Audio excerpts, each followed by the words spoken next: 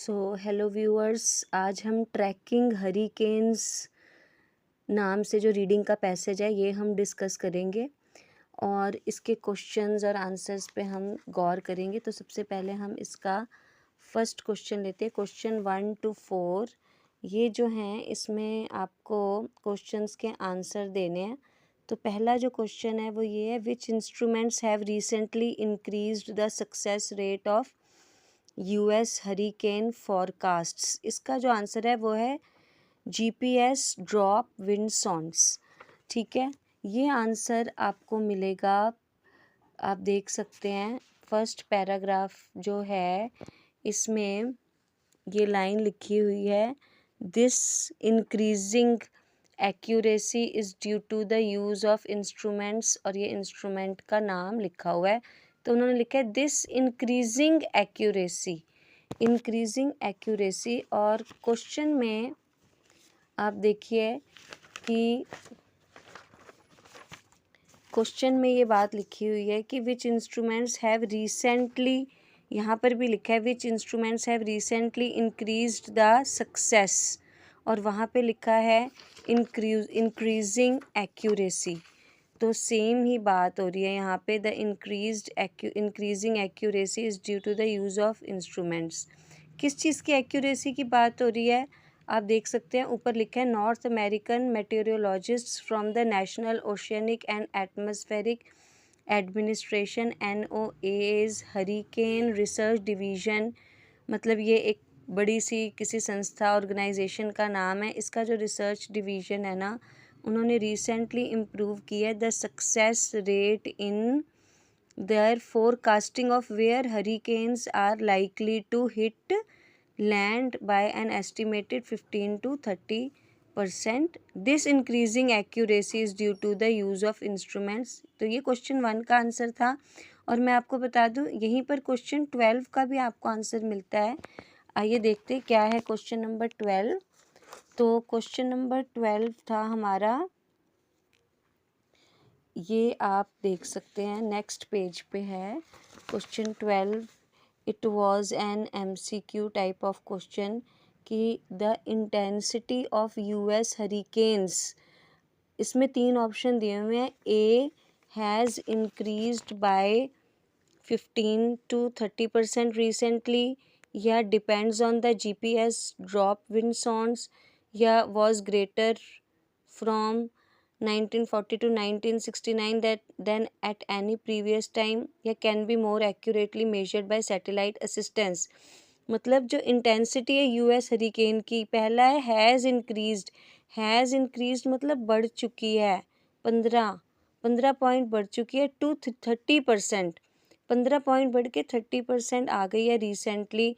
दूसरा है कि वो GPS ड्रॉप विंडसॉन्स जो ये अपैरेटस है इस पे डिपेंड करती है। तीसरा है कि ये जो US हरिकेन की इंटेंसिटी है ये बहुत ज़्यादा थी 1940 to 1969 में। और चौथा है can be more accurately measured by satellite assistance, कि सैटेलाइट असिस्टेंस से अच्छी तरह मेज़र की जा सकती है। इन चारों में से पहला ऑप्शन ठीक है, has increased by 15 to 30% recently. आप देखिए यहीं पर हमने ये लाइन जो पढ़ी थी अभी कि hurricane research division have recently improve the success rate in increasing in their forecasting of where hurricanes are likely to hit and land by an estimated 15 to 30%।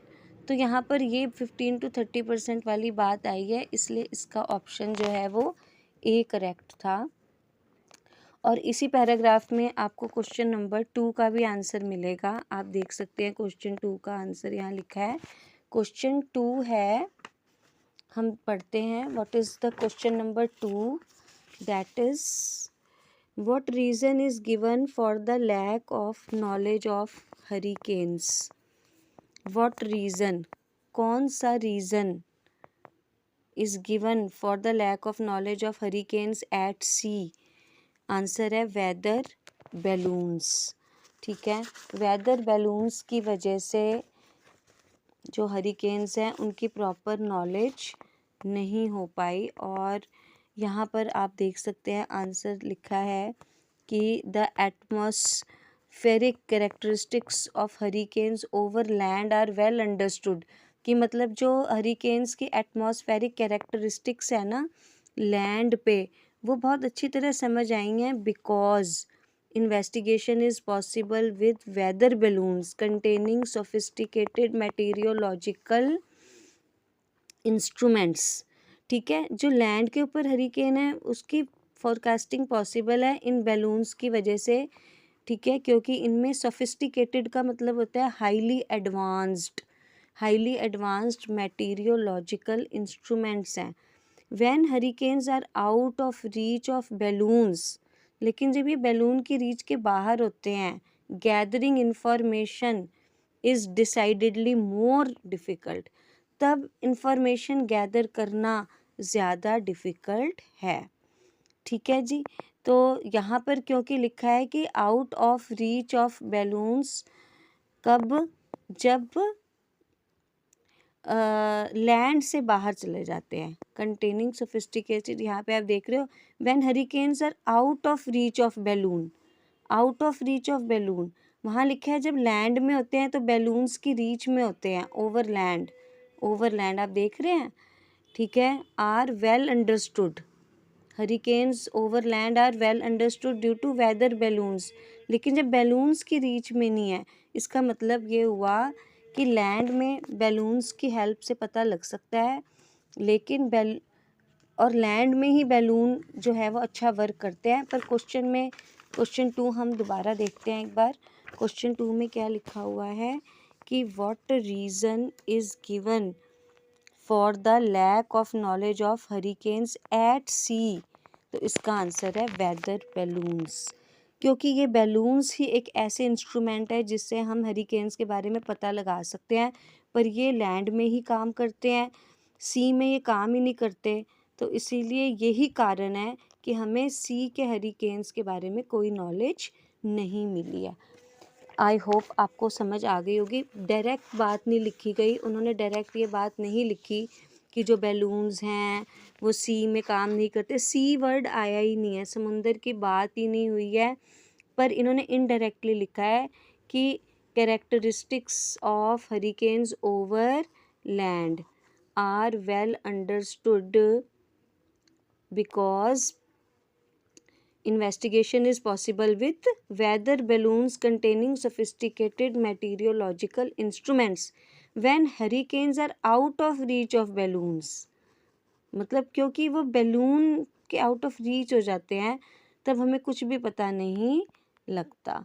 तो यहाँ पे आउट ऑफ रीच हो गए मतलब लैंड में ही काम करते हैं, यानी कि सी की बात आई है, सी में इसका मतलब वो काम नहीं करते और इसीलिए हमें कोई नॉलेज गैदर नहीं होती। अब हम आते हैं नेक्स्ट पैराग्राफ में। यहाँ आपको किसी भी क्वेश्चन का आंसर नहीं मिलेगा। थर्ड पैसेज में आप देखिए पहली लाइन में आपको क्वेश्चन 5 का आंसर मिलेगा। तो चलिए हम पढ़ते हैं क्वेश्चन नंबर 5। क्वेश्चन 5 हमारा है, मैचिंग है ये, और इसमें आप देखिए हरिकेन्स मतलब ब्लैंक्स हैं, dash become stronger every few decades, decade का मतलब होता है दहाका, 10 साल का जो टाइम है। क्या चीज़ है बहुत ज़्यादा स्ट्रॉन्ग बन जाती है हर कुछ दहाकों के बाद? आंसर है हरिकेन्स। ठीक है जी, ये आंसर आप देखिए यहाँ लिखा हुआ है, hurricanes occur in cycles every few decades, ये साइकिल्स में होते हैं हर कुछ डेकेड्स के बाद। ठीक है, और इसके बाद ही आपको क्वेश्चन 4 का भी आंसर मिलेगा। यहाँ लिखा है the last intense period in the US being from 1940 to 1969, मतलब सबसे ज़्यादा इंटेंस पीरियड जो था ना वो 1940 टू 1969 का था।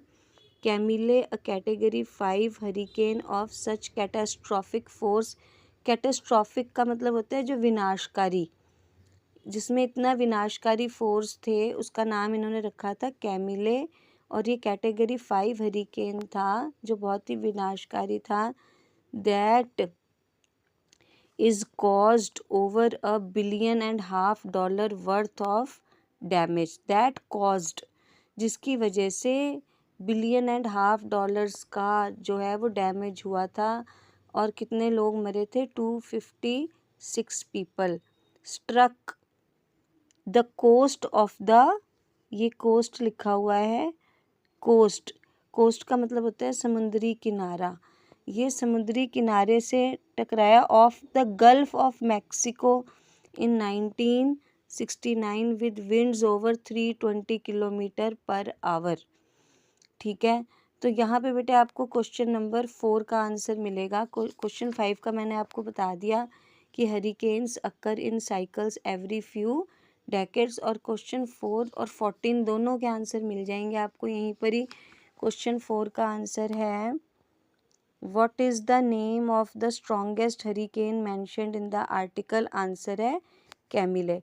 स्ट्रॉन्गेस्ट हरिकेन कौन सा मेंशन किया गया है इस आर्टिकल में, ये जो हमारा पैसेज है, तो आप देख सकते हैं यहाँ पर लिखा हुआ है कि Camille category 5 hurricane of such catastrophic force, और यहाँ पे लिखा है the last intense period, intense मतलब ये स्ट्रॉन्गेस्ट था, सबसे ज़्यादा ये था कैमिले, CAMILLE। ठीक है, अब देखते हैं क्वेश्चन नंबर 14। क्वेश्चन 14 क्या था हमारा? क्वेश्चन 14 भी एक MCQ ही है एंड ये है हरिकेन, ये आप देख सकते हैं क्वेश्चन नंबर 14, हरिकेन कैमिले। पहला है cost $1.5 billion damage in today's money. क्या ये बात ठीक है? In today's money 1.5 billion dollar, यहाँ पे लिखा ज़रूर हुआ है कि cost over $1.5 billion worth of damage, पर लिखा है at the time. At the time मतलब उस टाइम पे जब ये हरिकेन आया ना, तब $1.5 बिलियन का डैमेज था। लेकिन हमारी ऑप्शन में क्या लिखा हुआ है, आप ध्यान से पढ़ो, $1.5 billion damage in today's money, in today's money, तो ये गलत हो गया। कभी भी बच्चों MCQs में ना वर्ड्स नहीं मैच करते। आपने सोचा वहाँ पे $1.5 बिलियन लिखा है, यहाँ $1.5 बिलियन लिखा है, तो ये आंसर ठीक होगा, पर आपने ये नहीं देखा कि वहाँ पर लिखा है इन दैट टाइम पीरियड और यहाँ पे लिखा है इन टुडेज मनी, और वहाँ पे क्या लिखी है लाइन, अब दोबारा से आपको दिखाती हूँ कि वहाँ पर इन टुडेज टाइम नहीं लिखा, वहाँ पे लिखा है कि at that time, worth of damage at that time, तो इसलिए ए ऑप्शन करेक्ट नहीं है इसका। ठीक है, अब हम देखते हैं बी ऑप्शन क्या लिखा हुआ है। बी ऑप्शन है क्वेश्चन 14 का, was the worst US storm in this century in terms of life lost, ये आंसर है।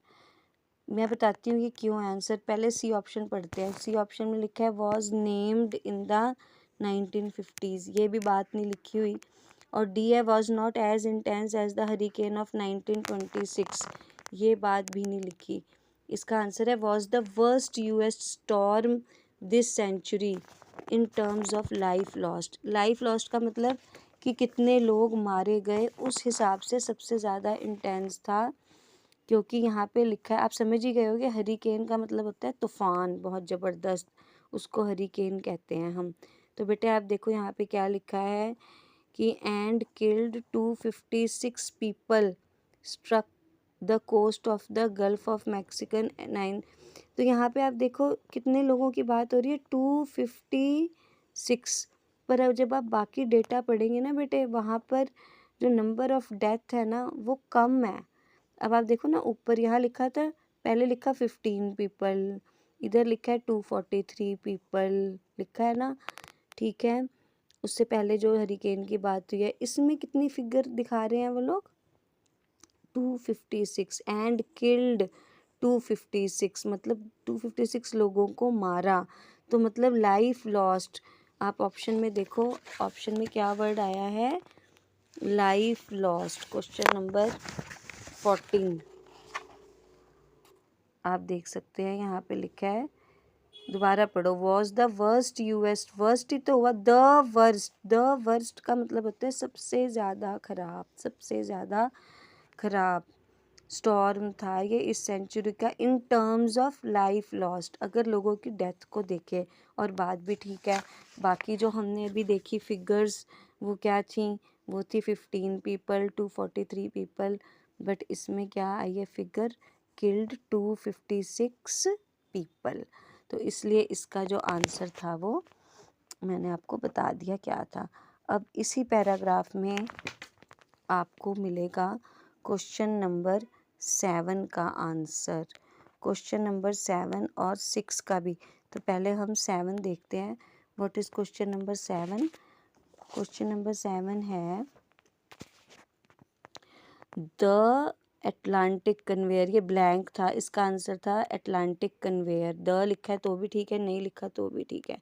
Is a huge current of water flowing from north to south. Atlantic conveyor एक बहुत बड़ा, करंट का मतलब है बहाव, पानी का बहाव है जो कि नॉर्थ से साउथ की तरफ बह रहा है। ठीक है, तो यही बेटे आप देखो यहाँ पे लिखा हुआ है कि they could be caused by a phenomenon called the Atlantic conveyor.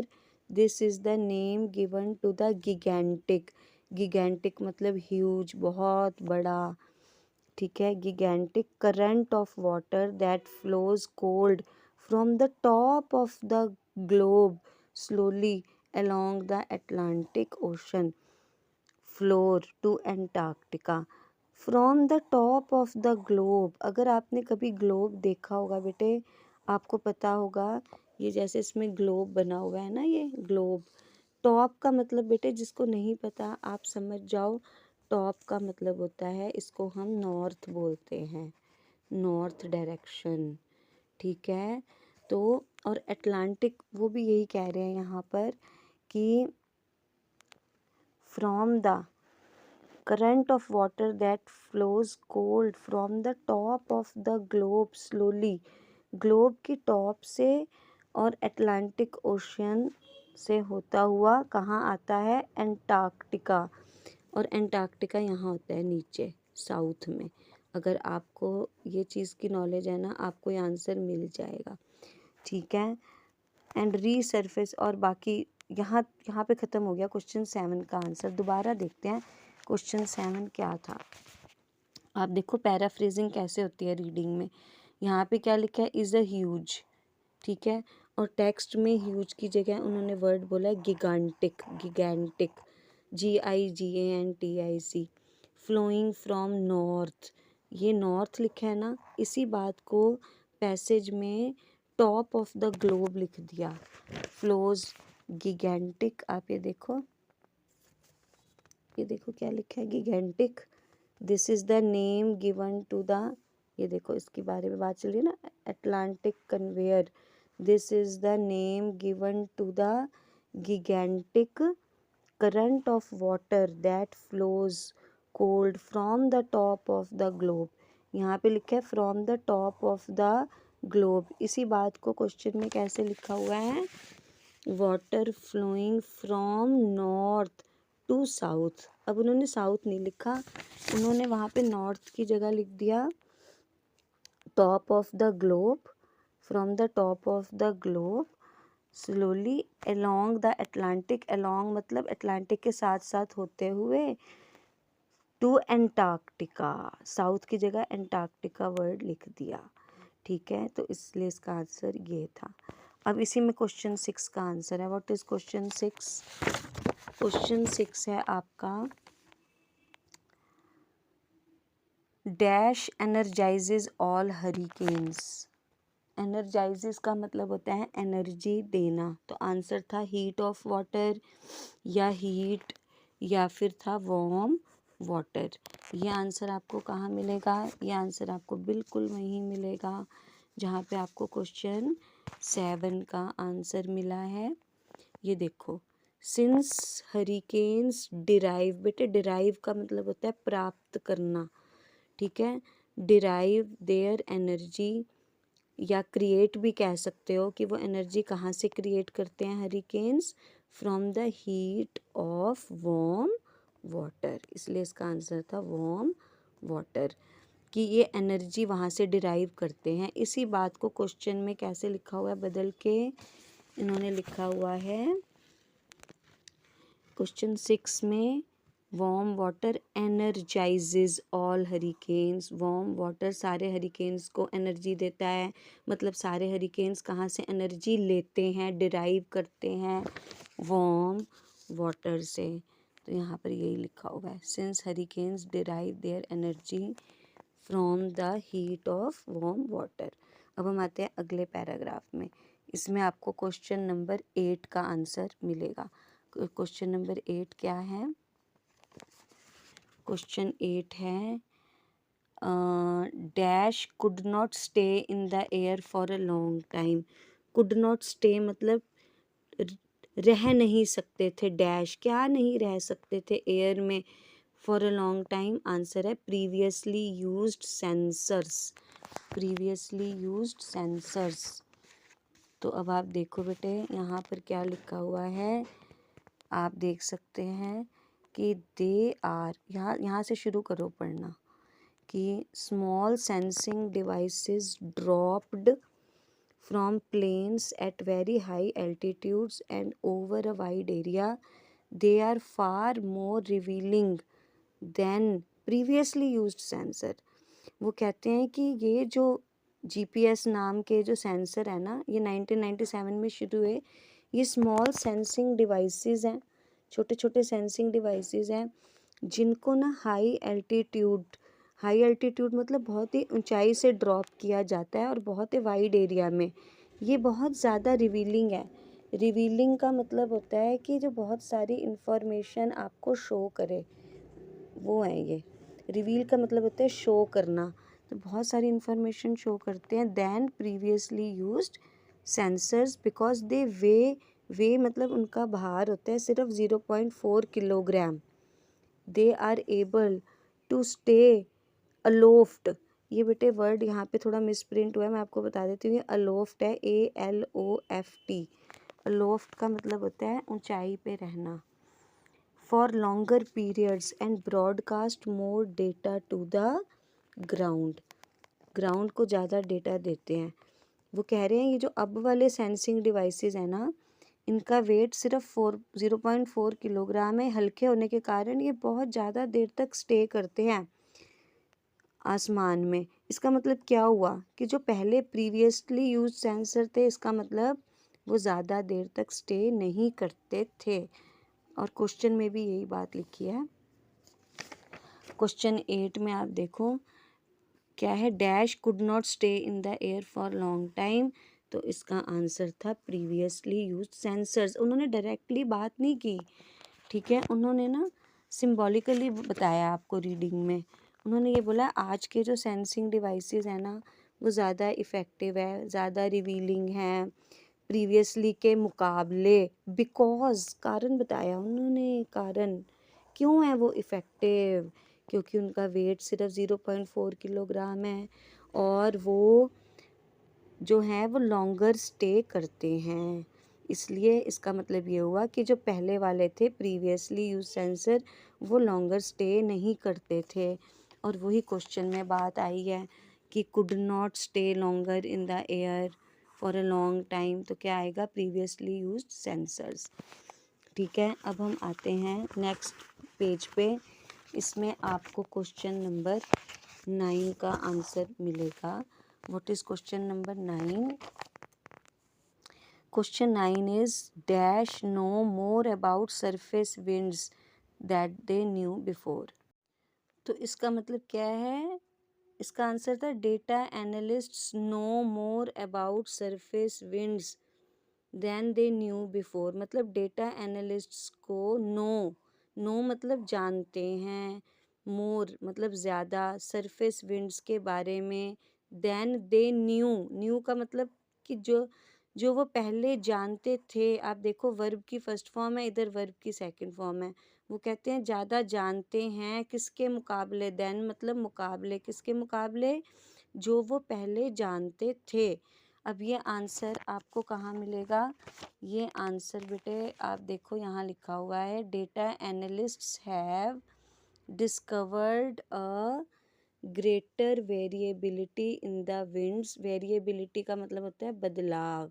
Data analysts ने बहुत ज़्यादा बदलाव डिस्कवर किया है। विंड्स मतलब हवाओं में, एट सी लेवल जो जो समंदर में चलती हैं।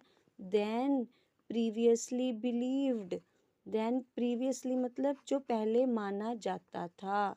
बिलीव्ड मतलब माना जाता था। कौन मानते थे? यही डेटा एनालिस्ट्स। कहने का मतलब ये जो डेटा एनालिस्ट थे ना, पहले ये नहीं इनको पता थी ये बात क्या, कि बहुत ज़्यादा वेरिएबिलिटी जो है विंड्स में जो होती है, जो सी के ऊपर होते हैं। दोबारा आप पढ़ो क्या लिखा है, data analysts have discovered a greater variability in the winds at sea level than previously believed. अब क्वेश्चन दोबारा पढ़ते हैं। क्वेश्चन 9 क्या है, data analyst know more about surface winds. बेटे सरफेस विंड्स हम उसी को बोलते हैं जो winds at the sea level, जो समुंदर के ऊपर हवाएं हैं ना, उनको हम सरफेस विंड्स कहते हैं। वो अब उसके बारे में ज़्यादा जानते हैं। देन दे न्यू बिफोर, इसकी जगह वहाँ पर क्या लिखा हुआ है पैसेज में, than they knew before, than they knew before इसकी जगह लिखा हुआ है देन प्रीवियसली बिलीव्ड। एक ही बात होती है ये, ठीक है। एंड इसी में आपको क्वेश्चन नंबर 15 का भी आंसर मिल रहा है, आप देख सकते हैं मार्क किया हुआ है। Now what is question number 15? I think it is again an MCQ। ये एक MCQ है। The writer of the passage probably believes that, probably मतलब शायद, जो पैसेज का राइटर है वो शायद ये बिलीव करता है क्या, accurate tracking of hurricanes might be possible in the future. कि जो एक्यूरेट ट्रैकिंग होती है ना हरिकेन्स का, जो पता लगाना, वो शायद फ्यूचर में पॉसिबल होगा। तो यही बात आप देख सकते हैं यहाँ लिखा हुआ है कि but many forecasting problems. Forecasting का मतलब होता है पहले से ही भविष्यवाणी करना। पहले से भविष्यवाणी से रिलेटेड जो प्रॉब्लम्स है ना, are beyond a solution. Beyond मतलब होता है परे, वो सॉल्यूशन से परे हैं। At least for the time being, कम से कम इस टाइम में। तो कहने का मतलब ये हुआ कि फ्यूचर में जो हैं वो हम बेटर प्रिडिक्ट कर पाएंगे, ठीक है। तो आगे भी इन्होंने वैसे फ्यूचर की बात लिखी है, बट यहाँ पर इन्होंने ख़ास लिखा है कि many forecasting problems are beyond the solution at least for the time being, मतलब कम से कम इस टाइम में बहुत मुश्किल है उनका पता लगाना। शायद, शायद इसका मतलब यह है कि वो सोच रहा है कि शायद आगे में भी हो सकता है ये प्रॉब्लम्स हमें ना हो। इसीलिए इसका आंसर था ऑप्शन ए कि प्रोबेबली। प्रोबेबली मतलब शायद, क्योंकि उसने बोला at least for the time being, कि कम से कम भाई इस टाइम पे तो हम कुछ पता लगा नहीं पा रहे एक्यूरेट हरिकेन्स को लेके, पर शायद वो बिलीव करता है कि एक्यूरेट ट्रैकिंग जो है वो फ्यूचर में पॉसिबल होगी। तो उसने जो जो लाइन बोली है ना, at least for the time being, ये जो लाइन आई है ना पैसेज में, at least for the time being, ये शो कर रही है कि जो राइटर है वो ये सोच रहा है कि कम से कम अभी तो नहीं, इसका मतलब शायद फ्यूचर में हम पता लगा पाएंगे। ओके, अब आते हैं हम आगे पैराग्राफ में। इसमें आपको क्वेश्चन 10 का आंसर मिलेगा। What is question number 10? Question 10, you can see that it is dash recently predicted a catastrophe for the city of New York। अभी recently dash ने predict की है कैटास्ट्रॉफी, मतलब बहुत ही बड़ी दुर्घटना न्यूयॉर्क के लिए। किन्होंने प्रेडिक्ट किया है? कंप्यूटर या कंप्यूटर सिमुलेशन या हरिकेन रिसर्चर्स, ये था इसका आंसर। तो ये आंसर आपको कहाँ मिलेगा? ये यहाँ मिलेगा। One surprising result of a recent computer simulation was the destruction. बेटा डिस्ट्रक्शन का मतलब कैटास्ट्रॉफे ही होता है। of a large part of downtown New York. Hurricane researchers believe that the city is more likely than Miami to suffer a direct hit in the near future. तो hurricane researchers का मानना है कि Miami से भी ज़्यादा जो है डायरेक्ट हिट आएगी फ्यूचर में. लाइकली का मतलब होता है बेटे पॉसिबिलिटी है. ठीक है. उसके बाद इसी पैराग्राफ में आपको क्वेश्चन 11 का भी आंसर मिलेगा. क्वेश्चन 11 क्या है हमारा? क्वेश्चन 11 है dash is a huge wave of water blown on land by a hurricane. जब बहुत बड़ी लहर पानी की ब्लोन मतलब एकदम बह के लैंड पे आ जाती है ना, जब हरिकेन आता है तूफान आता है ना, तो पानी की जो बहुत बड़ी लहर लैंड पे आ जाती है बेटे, उसको क्या बोलते हैं? अ स्टॉर्म सर्ज या स्टॉर्म सर्ज. तो बेटे आप उसका आंसर देखो, यहाँ पे लिखा हुआ है कि ये देखो, अ wall of water called a storm surge pushed assure. Assure का भी ये होता है समुंदर के किनारे से धक्के से जब आती है हरिकेन की हवाओं से, क्या आती है? अ वॉल ऑफ वाटर, पानी की दीवार. पानी की दीवार यहाँ लिखा है. ठीक है. और यही बात क्वेश्चन में कैसे लिखी है? क्वेश्चन में लिखा है उन्होंने a huge wave of water blown on land by hurricane, और इसी बात को उन्होंने यहाँ पे लिख दिया है a wall of water called a storm surge pushed ashore by hurricane winds. तो वहाँ पे आंसर क्या है इसका मतलब? Storm surge is a huge wave. ठीक है.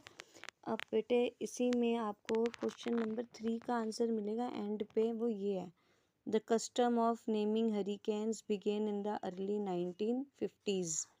यहाँ नीचे 1 2 ये जो पॉइंट्स लिखे हैं ना, इसी में क्वेश्चन 3 का आंसर है. क्वेश्चन 3 देखो क्या है?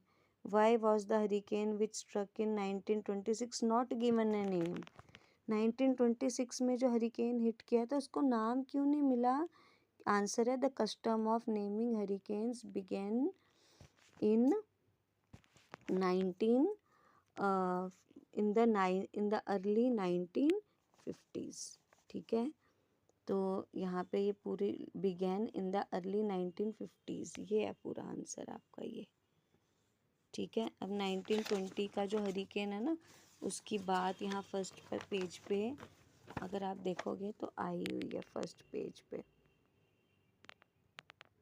ठीक है. इधर आप देखो 1926 and kill 2 would have caused and. समझ गए आप?